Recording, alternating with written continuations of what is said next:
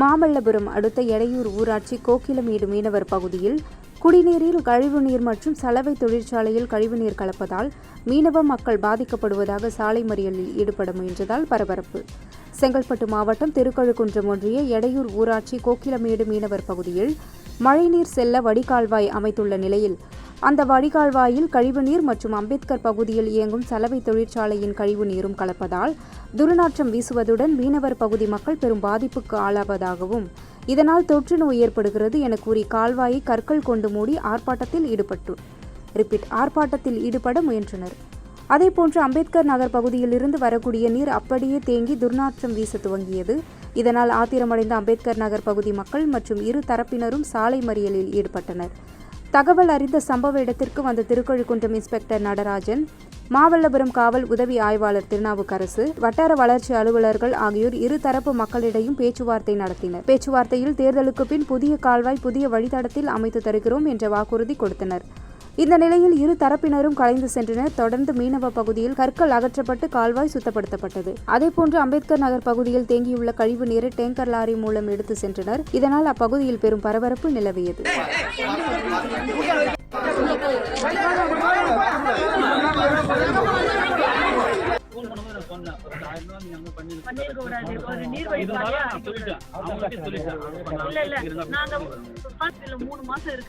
Permission வாங்கி செய்யறதுக்கு ஒரு 3 மாசம் 6 மாசத்துக்குள்ள நாங்க இந்த ப்ராப்ளத்தை சால்வ் பண்ணி கொடுத்துட்டு இது பண்ணிடுறோம். என்ன ஒண்ணு வித்தவுட் யாருடைய பர்மிஷன் இல்லாம நீங்க அதை அடைச்சத நாங்க எடுக்க கூடாது. நீங்களே பர்மிஷன் வாங்கிட்டு இப்ப எனக்கு ஜூன் மாசம் வரைக்கும் டிக்ளரேஷன். அதனால முன்னாடி எந்த மாதிரி ஒரு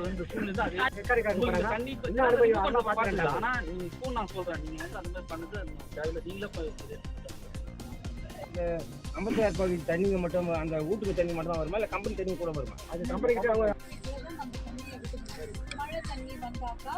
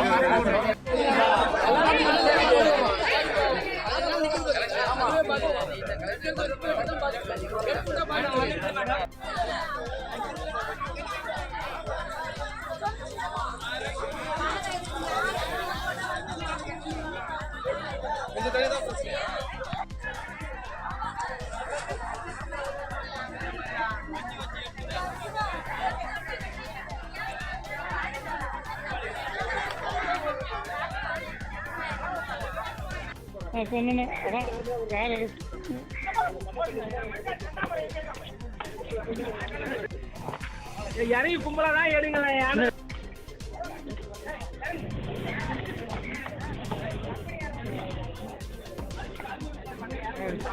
நன்றி.